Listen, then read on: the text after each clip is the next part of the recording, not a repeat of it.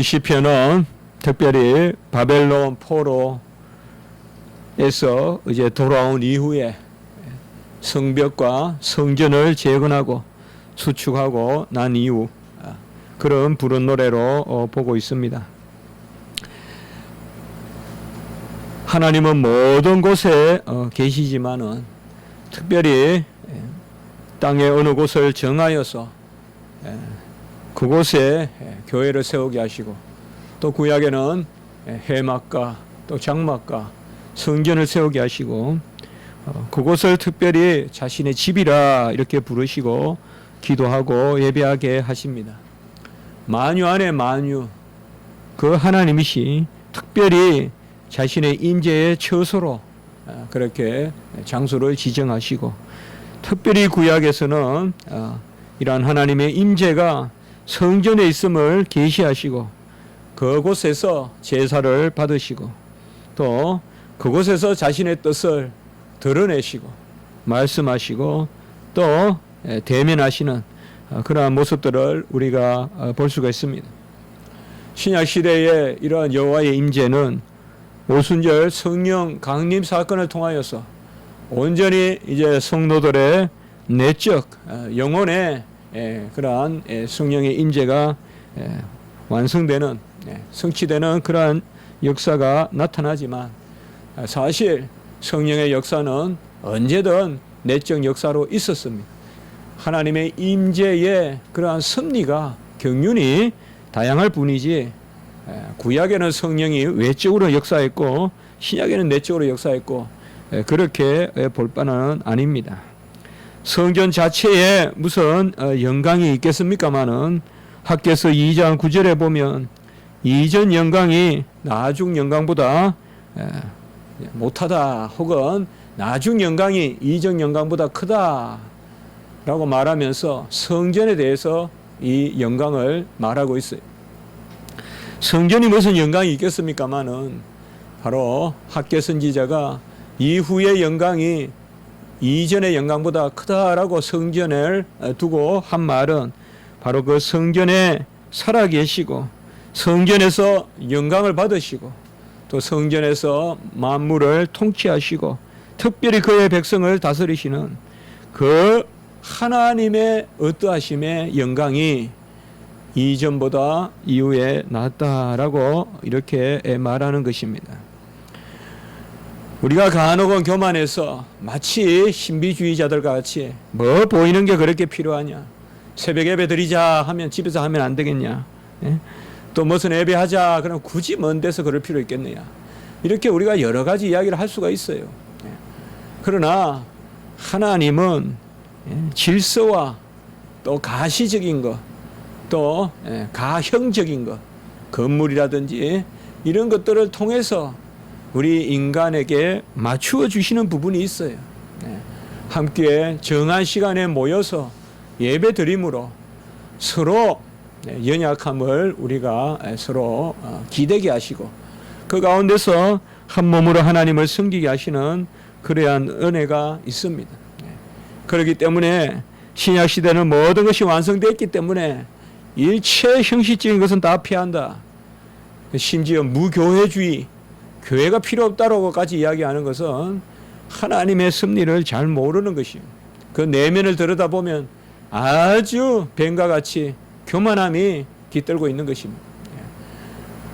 정한 곳에 모이고 그곳에서 서로 부대끼면서 은사의 교통을 하고 내가 다 할 수 없는 것을 상대편에게 또 맡기고 서로 돕고 나는 발이고 너는 눈이고 나는 손이고 서로 이렇게 은사를 나누면서 이런 것도 일체 다 피하고 내 안에 모든 것을 모아서 끌어올려서 내가 완성되면 그것은 결국은 내가 신이 되겠다는 것이지 그것은 성도됨이 아닙니다.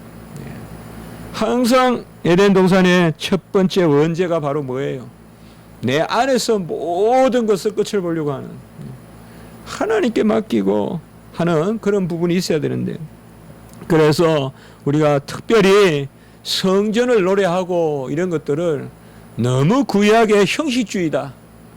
이거는 구약의 시편이니까 성전의 찬양이 있지 이것을 그저 교회 찬양으로 이렇게 연결시켜서는 안 된다. 이런 것은 어폐가 있는 것입니다. 물론 구약에서의 성전의 의미와 신약에서의 교회의 의미는 분명히 경륜적인 차이가 있습니다. 훨씬 교회가 완성된 그러한 모습이고 또 본질을 드러내는 그림자라면 몸에 해당하는 것이 바로 교회라고 하겠습니다마는 그렇다고 해서 구약의 성전은 무조건 형식주의다. 그렇게 봐서는 안 된다는 것입니다. 오늘 1절에 보면 그의 터전이 성산에 있으며 라고 이렇게 말하고 있습니다. 성산이다 이런 말 참 저는 신약시대 때 너무 좀 안 썼으면 좋겠어요. 뭐 성산이다 영산이다 뭐 신령한 산이다 그런 호도 만들고 또 뭐 성산에 올라가자 하는데 너무 그렇게 안 했으면 좋겠어요. 거룩한 산이 어디 따로 있겠습니까마는 그러나 여기에서 말하는 성산은 바로 구약시대 때 성전이 있는 산 바로 그의 터전이 이거 그가 뭐냐 사실상 오늘 1절에 보면 상당히 불완전한 문장이에요.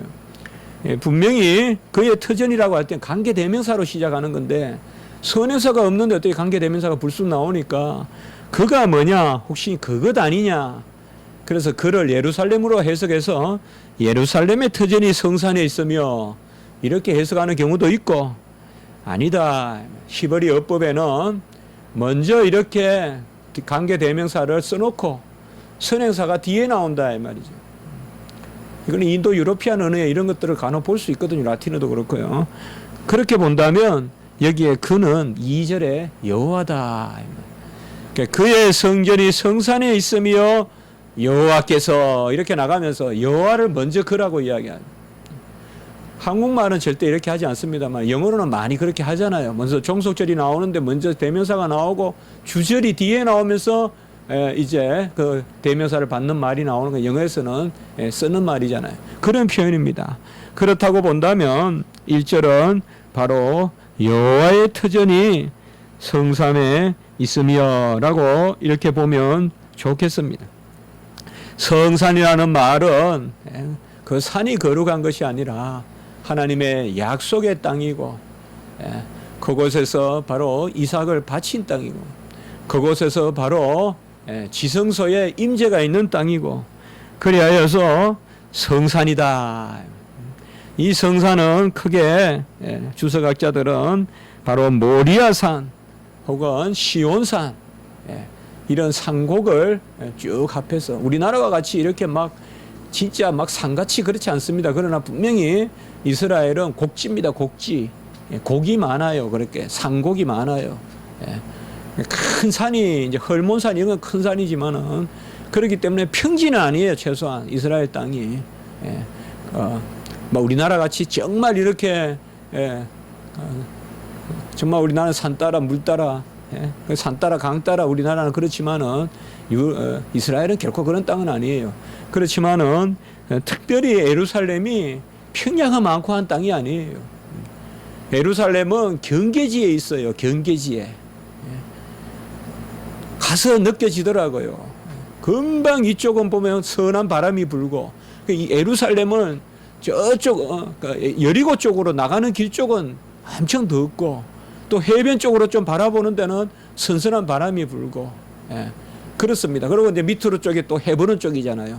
그러니까 멀리 헤브론이 보이고 그렇기 때문에 이 예루살렘은 산지가 많아요.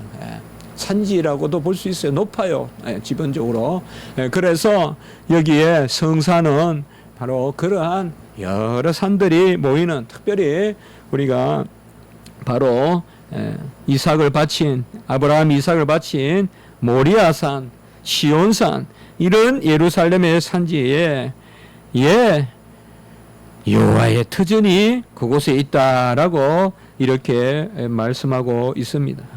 시편 125편 2절에 보면 산들이 예루살렘을 두른과 같이 여호와께서 그의 백성을 지금부터 영원까지 두르시리로다 라고 해서 아주 완곡하게 그렇게 표현하고 있습니다.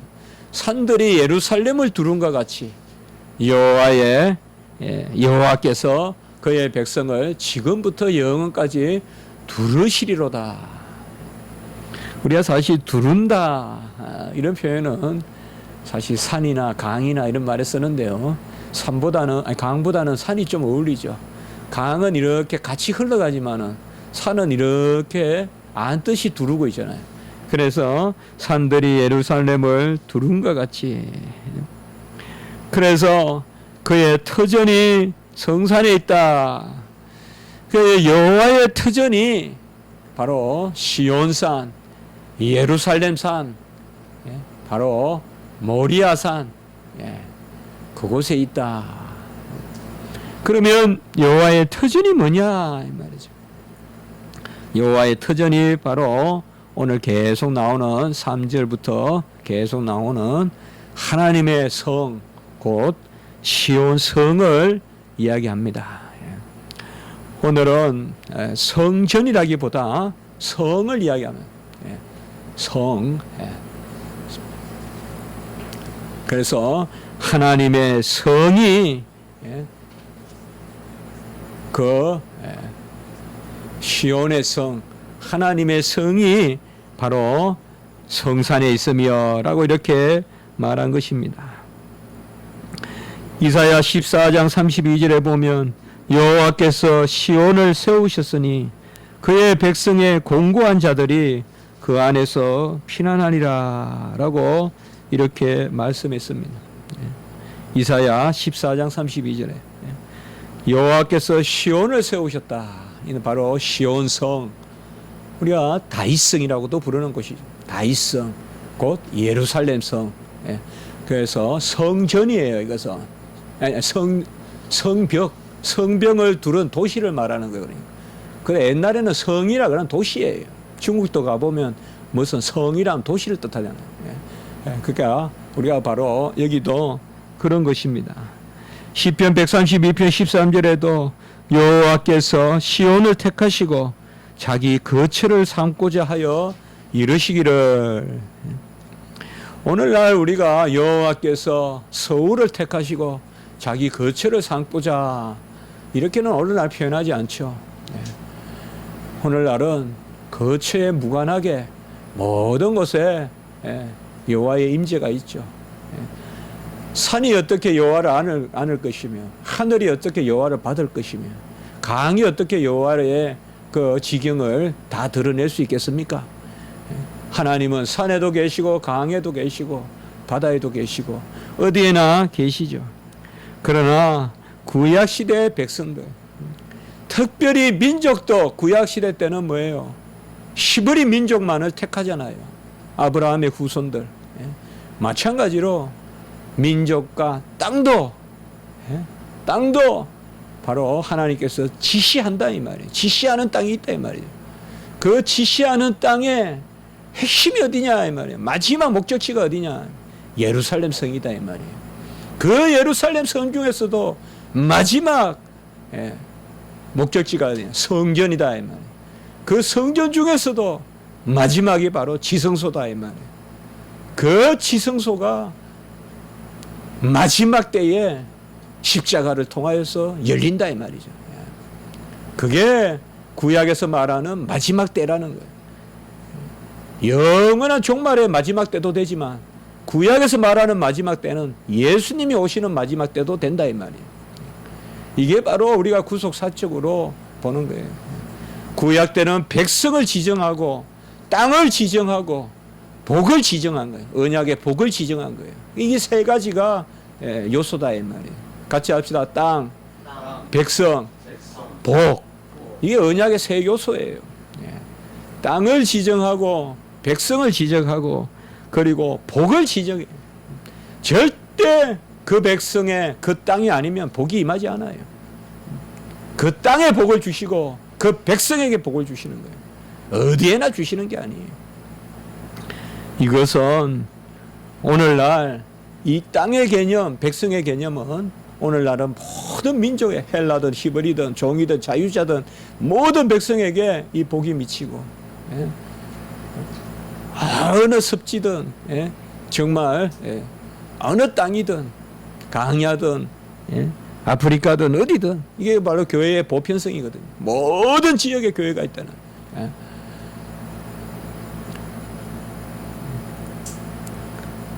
그것이 바로 오늘의 말씀입니다. 오늘은 바로 전반부에서는 이렇게 1절에서 우리가 보시면 1절과 2절에는 보면 하나님께서 지정하시는 거예요.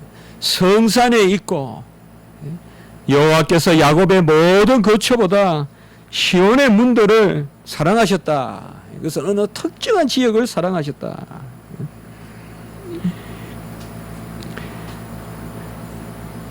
시편 78편 우리가 저번에 보았지만 67절과 68절에 보면 또 요셉의 장막을 버리시며 에브라임 지파를 택하지 아니하시고 오직 유다 지파와 그가 사랑하시는 시온산을 택하시며 시편 78편 67절 68절 여기도 보면 예루살렘 에브라임 지파 그러니까 요셉 지파의 그 땅을 택하지 아니하고 유다 지파를 택했다.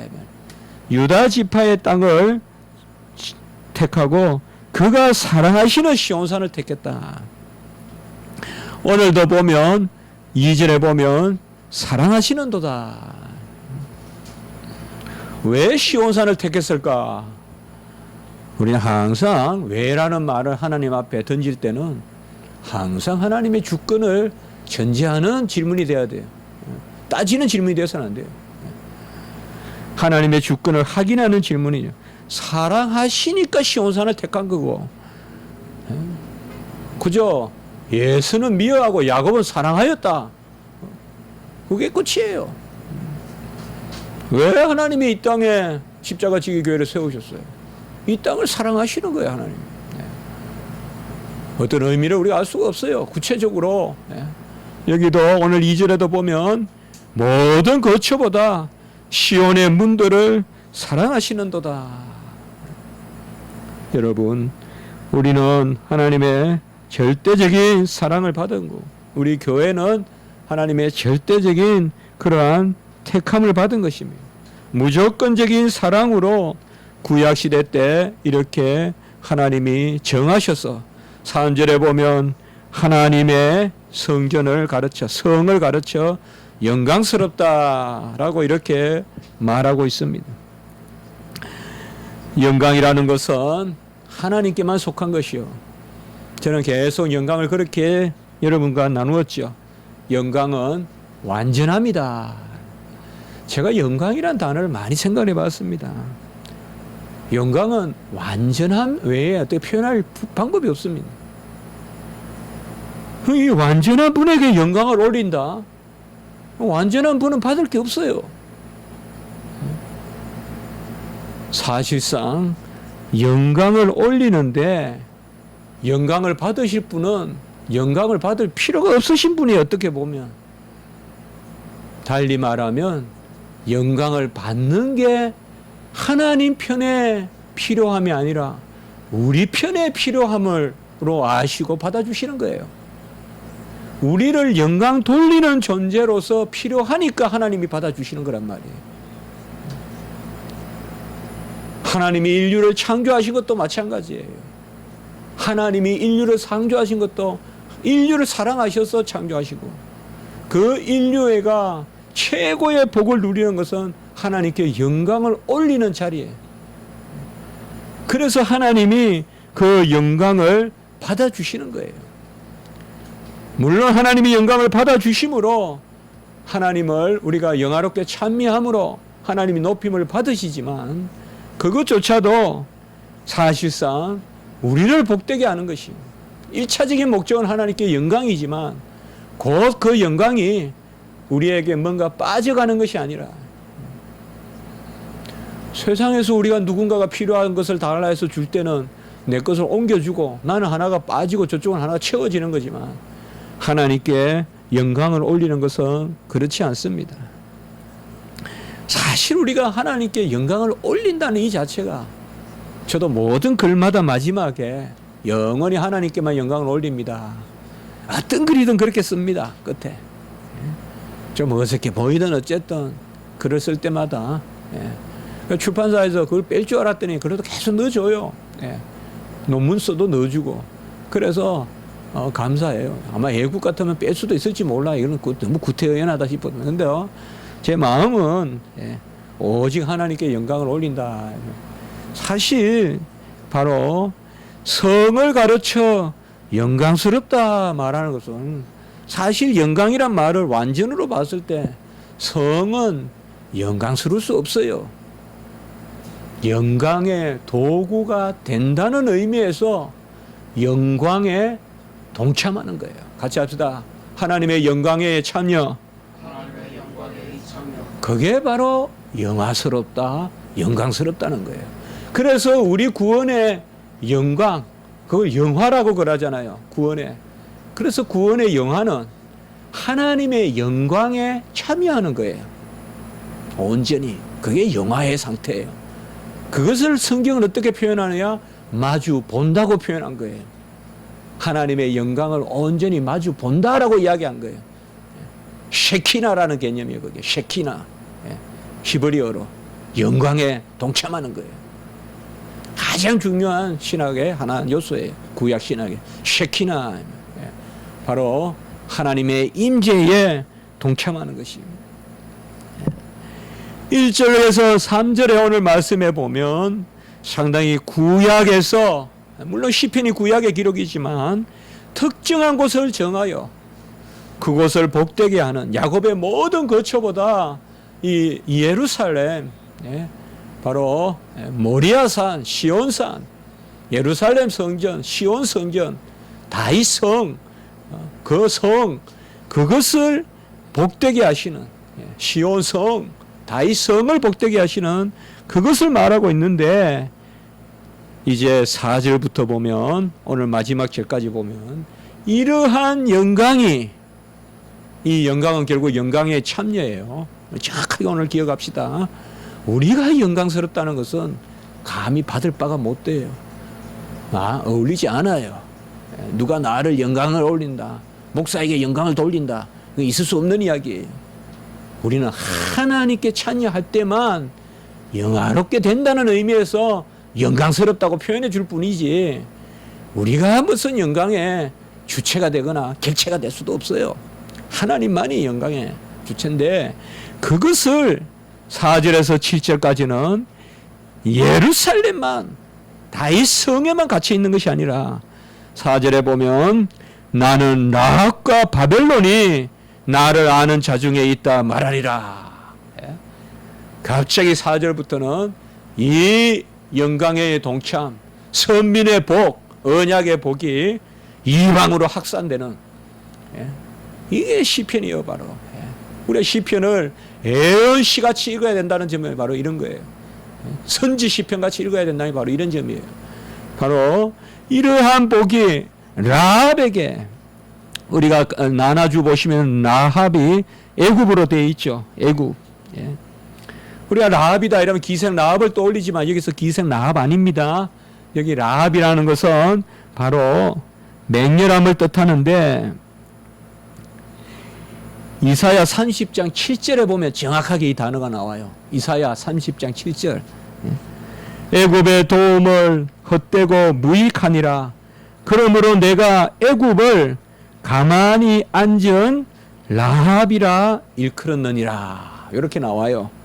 이사야 30장 7절에 보면 애굽을 라합이라 일컬었느니라. 여기서는 애굽이 라합이다. 이 라합이란 말은 맹렬하다 이런 뜻이에요. 맹렬하다.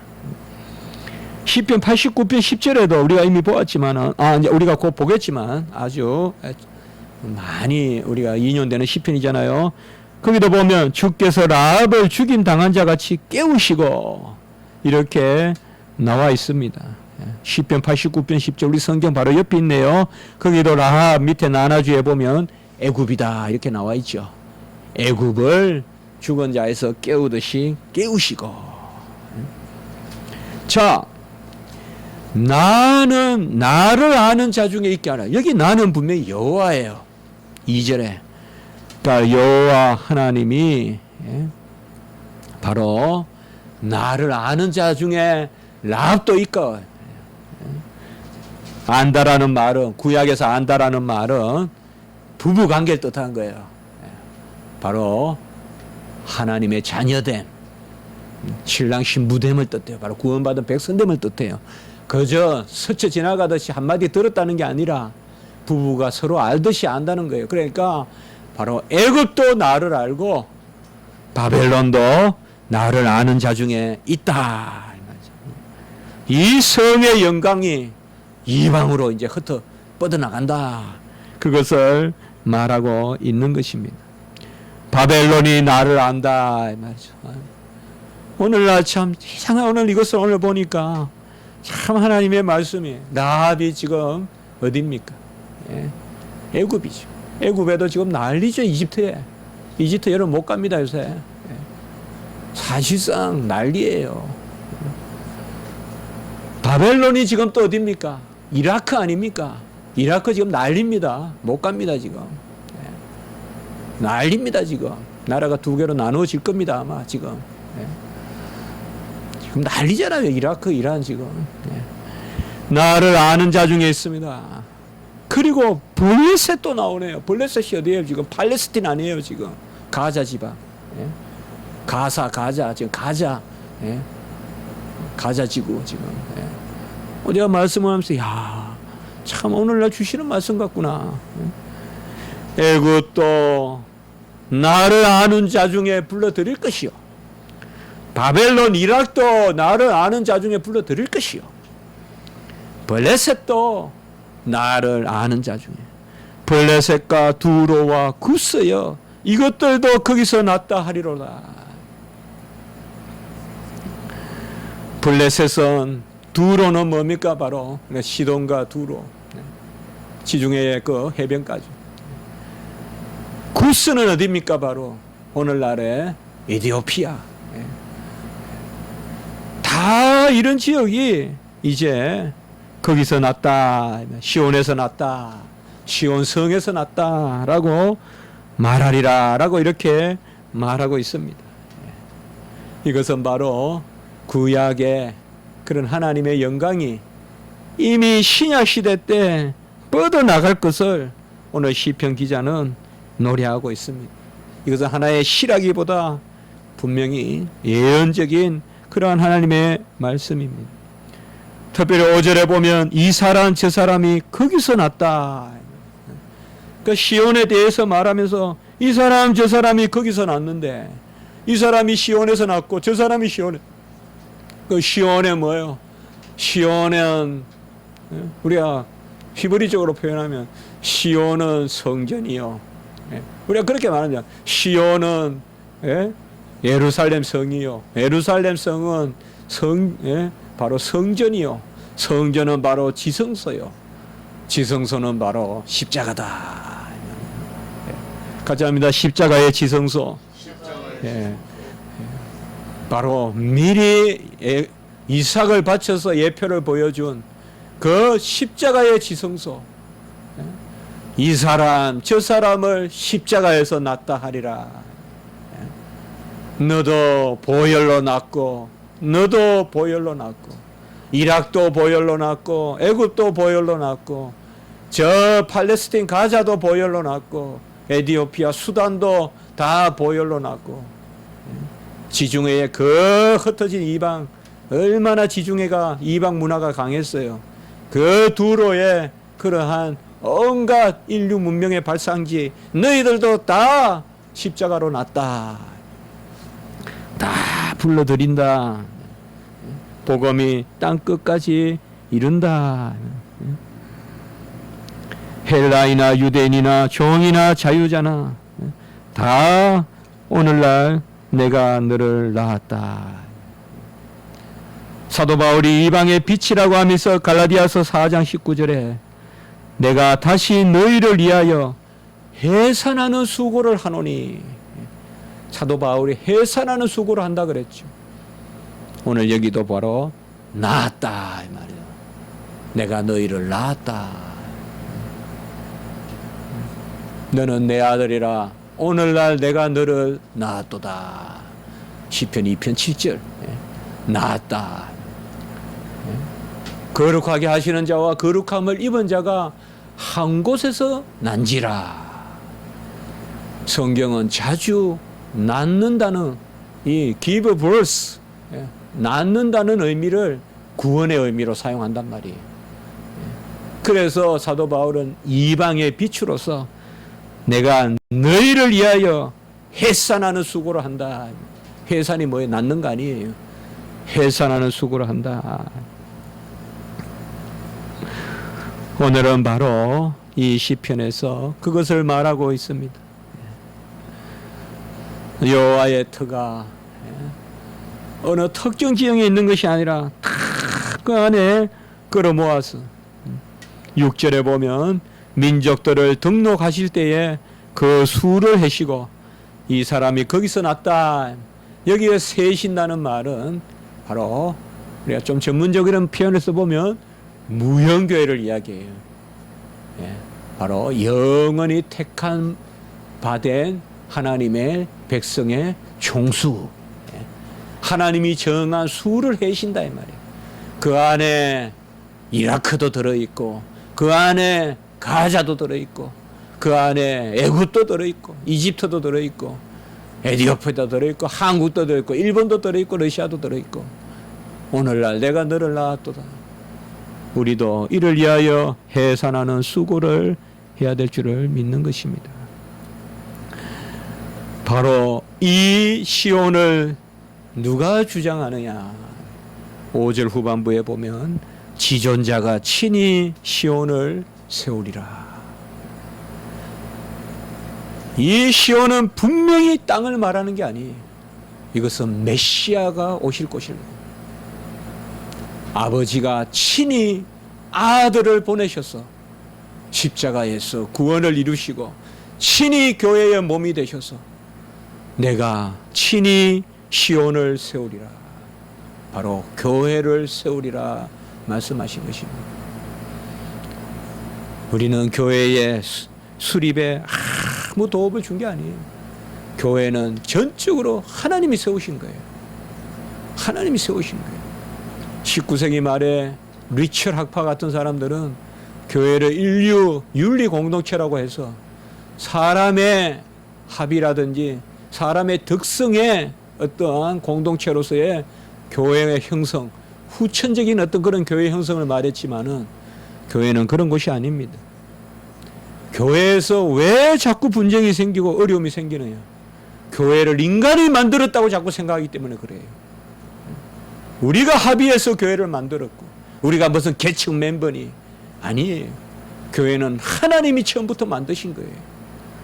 하나님이 문을 여시고 하나님이 지존자가 세운을 세웠다 이 말이에요. 교회는 영원한 거예요. 그 성도는 떠나갈 수 있고 지나갈 수 있지만 교회는 영원한 것입니다. 시온을 세우리라. 지존자가 친히 시온을 세우리라. 오늘 이런 말씀은 누가 이 말씀을 예수 그리스도의 말씀으로 구약 때 그렇게 명정하게 보겠어요. 그러나 이 시대에 우리는 신약 시대에 우리는 이 말씀을 보면 예수가 보이잖아요 지금. 이 말씀에 예수님이 보이잖아요 지금. 이게 바로 신약 시대 우리에게 주시는 계시의 우월함이에요. 여호와를 아는 지식도 구약 백성들보다 훨씬 우리에게 깊이 고급스럽게 구약 시대 백성들은 보지 못한 것을 우리는 그야말로 몸을 보잖아요. 이들은 그림자만 보고 있지만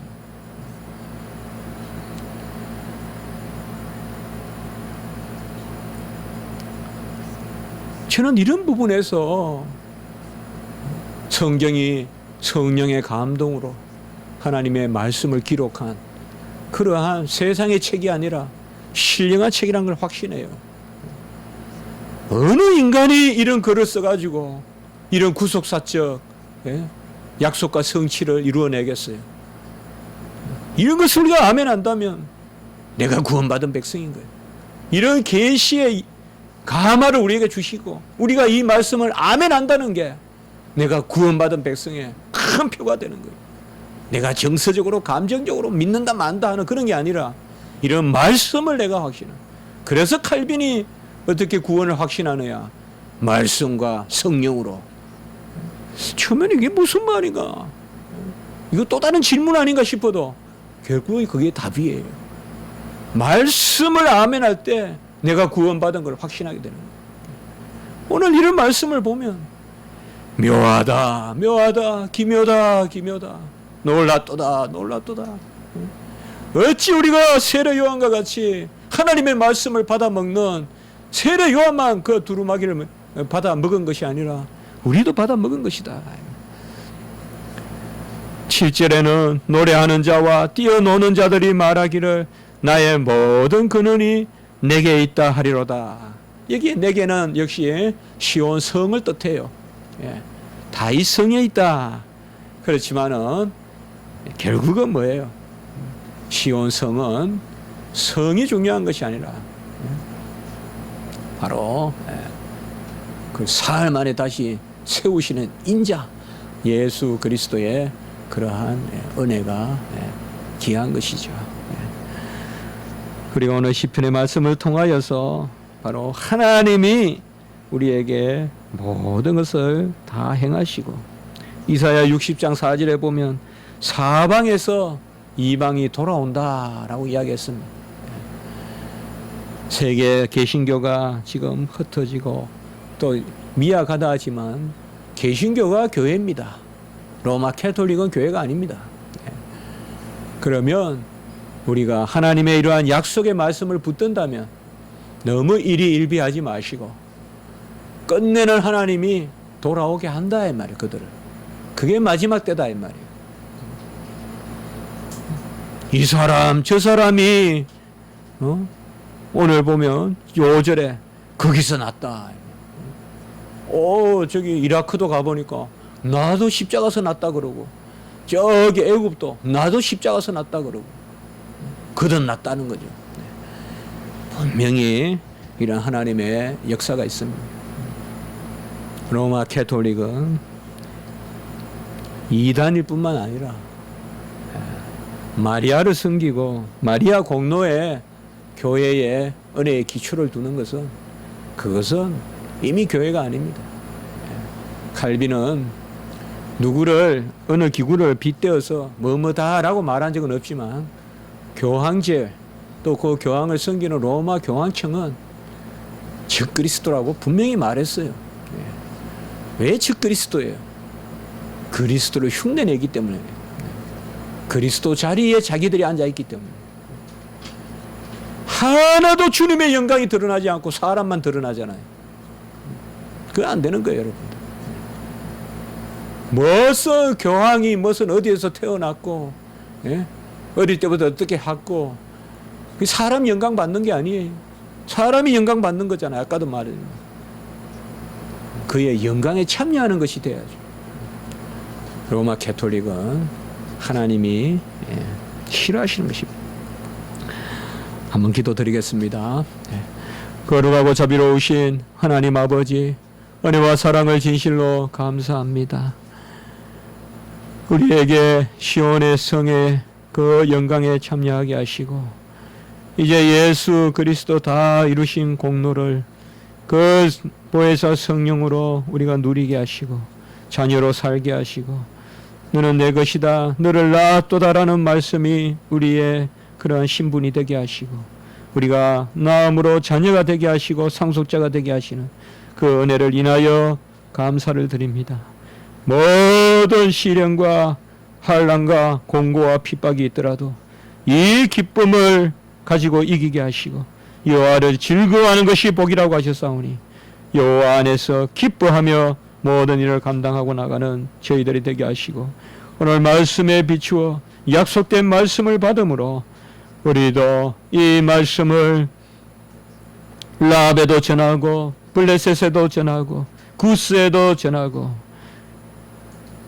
두로에도 전하고